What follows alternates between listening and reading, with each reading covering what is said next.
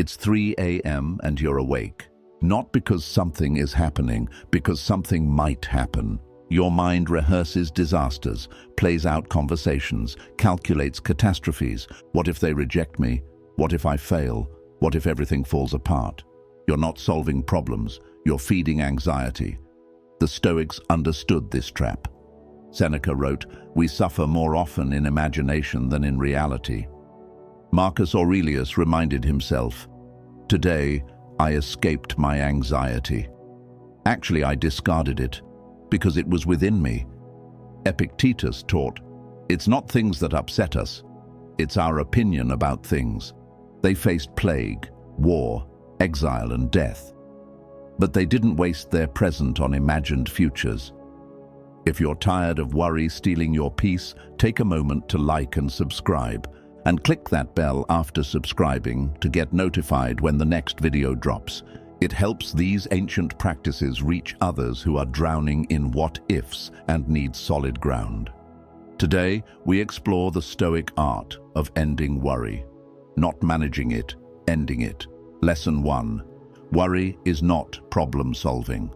Your brain thinks it's protecting you. It's lying. Worry disguises itself as preparation, as planning, as responsible thinking. But the Stoics knew the difference. Problem-solving is intentional. You choose to do it. It focuses on what you can control. It leads to action. Worry is invasive. It chooses you. It obsesses over what you can't control. It leads to paralysis. Marcus wrote, "You have power over your mind, not outside events." When you worry about your child's drive home, you're not making them safer.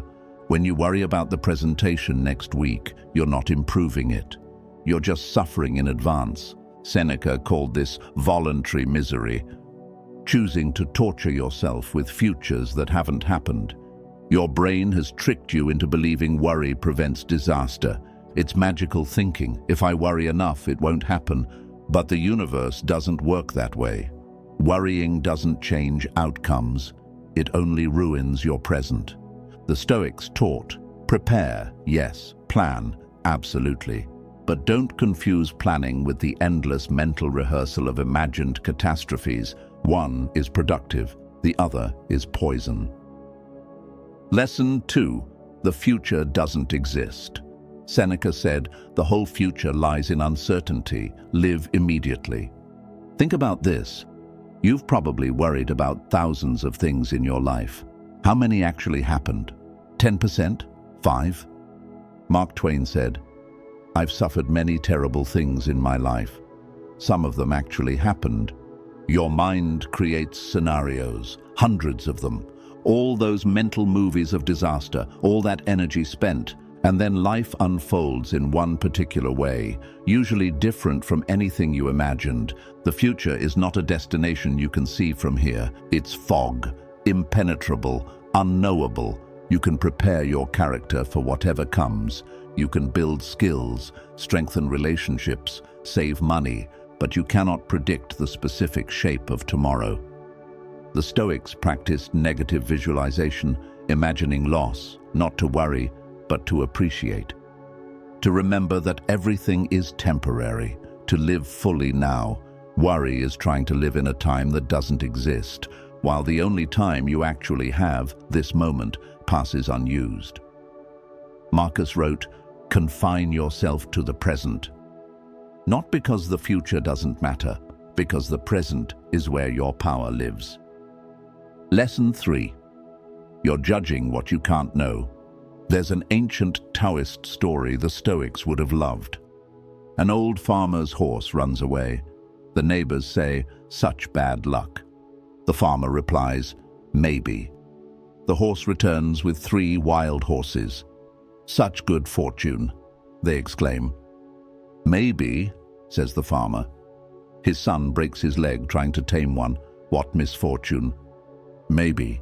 Military officers come to draft his son into war. They pass him by because of his broken leg. How fortunate.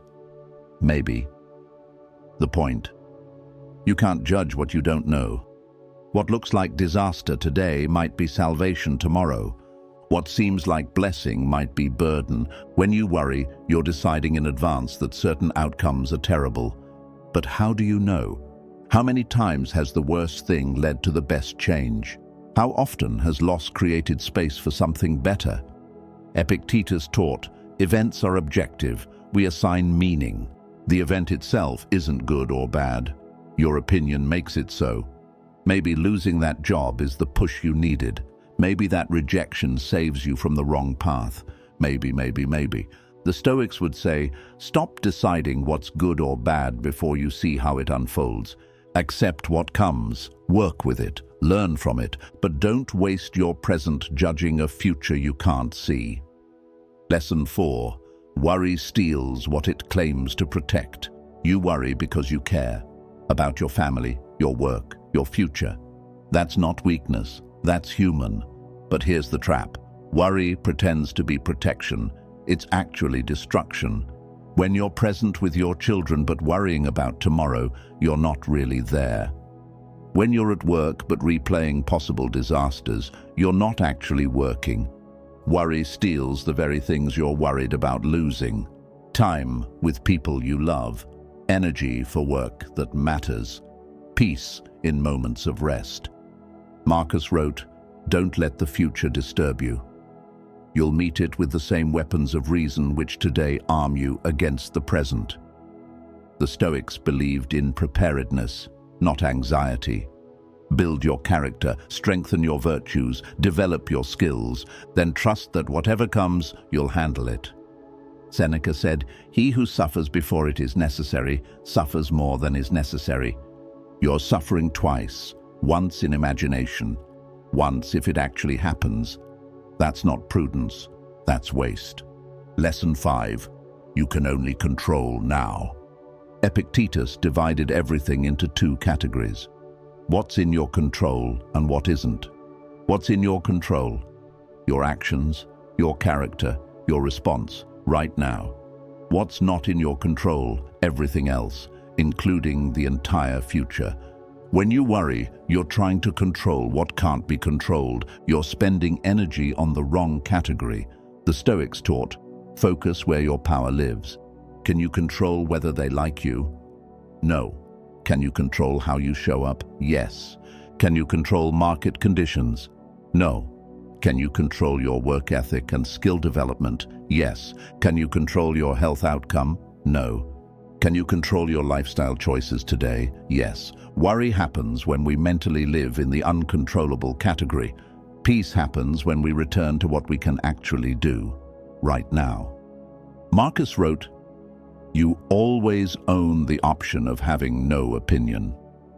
When worry arises about something outside your control, you can choose, "Not my concern." Not my concern doesn't mean you don't care. It means you're wise enough to know where your energy belongs. The practice, scheduled worry. Here's a Stoic-aligned practice that actually works. Your brain likes to worry because it thinks worry keeps you safe. You can't just tell it to stop. It won't listen. But you can give it boundaries, a specific time and place. Here's how. Choose a time. Pick 15 to 30 minutes each day. Same time, not morning, not before bed, maybe 6 p.m., maybe lunch break. Consistency matters. Choose a place, somewhere neutral, kitchen table, desk, not your bed, not your sanctuary. This is worry's designated space. Write it down. During this time, write every worry. Get it on paper. This shows your brain you're taking it seriously. You'll address these concerns. Take action where you can. If there's something you can actually do about a worry, plan it. But most worries, they're just mental noise. When time's up, leave the paper there. Walk away. Do something engaging. Call someone. Move your body. Redirect throughout the day. When worry pops up at other times, and it will, say this: "Thanks, brain. Let's talk about this at 6 p.m. Then immediately redirect to the present, to what you're actually doing, to what matters now. This isn't suppression, it's boundaries. You're not fighting worry, you're channeling it. The Stoics understood, discipline creates freedom, By containing worry to one time and place, you free the other 23.5 hours in your day. Do this daily for 3 weeks. Watch what happens. The Stoic perspective. Everything changes. Marcus wrote constantly about impermanence. Nothing lasts. Your worry, temporary. This situation, temporary. This feeling, temporary. Your life, temporary. That's not depressing. That's clarifying. If nothing lasts, why spend your limited time rehearsing disasters? If this moment is all you truly have, why waste it on imagined tomorrows? The Stoics practiced memento mori, remember death, not to be morbid, to be present, to remember that every moment is precious because it's finite. Worry about your reputation. You'll be forgotten eventually. Worry about that embarrassing moment. Everyone will forget. Worry about missing out. You're already missing the now. Seneca said, "The whole future lies in uncertainty. Live immediately, not recklessly, intentionally, with virtue, with presence, with full engagement in what's actually here, because here is all you have, and it's enough." The truth about control. Here's what the Stoics knew that modern anxiety forgets. You cannot control outcomes, ever. You can influence them, prepare for them, work toward them, but ultimate control, that's an illusion. And trying to control the uncontrollable is the source of almost all human suffering. Epictetus said, "Make the best use of what is in your power and take the rest as it happens." Take the rest as it happens, not with resignation, with acceptance, with trust that you've built the character and skills to handle whatever comes. Marcus ruled an empire during plague and war. He didn't stop worrying by avoiding responsibility. He stopped worrying by knowing, "I'll do my best. The rest is not mine to control." That's the Stoic answer to worry. Not denial, not optimism, not positive thinking. Acceptance of what is, action on what you can control, peace with what you cannot. Closing reflection. If this changed how you see worry, please like and subscribe. Click that bell to get notified when the next video drops. Help these ancient practices reach others who need to know worry is optional. If someone you know is trapped in the worry cycle, share this with them, not as a criticism, as an invitation to freedom. The world has enough worry. What it needs is more people who know where to place their attention.